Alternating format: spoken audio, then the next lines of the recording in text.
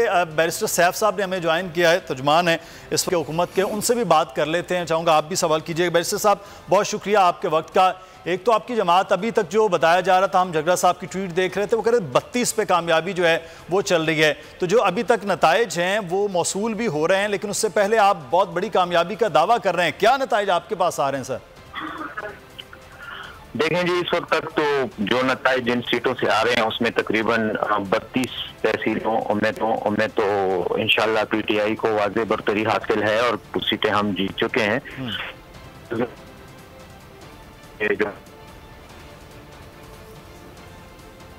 और उसके अलावा जो असल बात है वो मैं समझता हूँ कि सीटों की तादाद से ज्यादा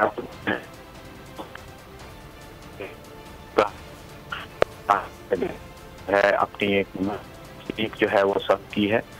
और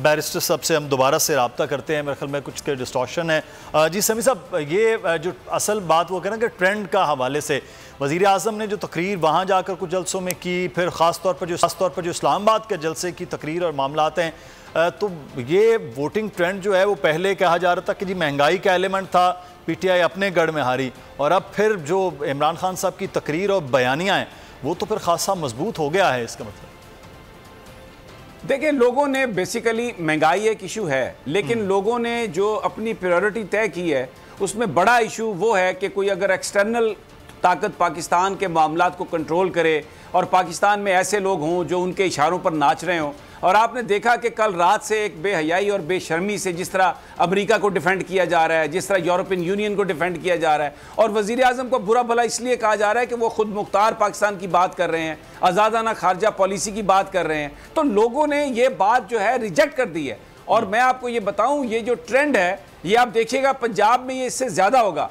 अब वो जो बात थी ना जी कि नून लीग का टिकट लेने के लिए लोग जा रहे हैं क्योंकि वो सीट की ज़मानत है, जहां अमीर मुकाम का अपना ख़ानदान हार गया, महताब अब्बासी का अपना बच्चा हार गया, और अभी आप पंजाब में देखेंगे तो कौन ये नून लीग की अब टिकट जो है वो जीत की ज़मानत है। तो ये जो इमरान खान की जो पॉलिसी थी जिसमें उसने अपने वोटर्स तक रीच किया, लोगों के पास गए और हर चीज़ को खोल के रख दिया और वो बात कही जो लोग सुनने के लिए तरस रहे थे। पाकिस्तानी खुद मुख्तार लोग हैं, गैरतमंद लोग हैं, आज़ाद लोग हैं, इजाज़त नहीं दे सकते किसी भी सुपर पावर को कि वो हमारे मामलात को डिक्टेट करे।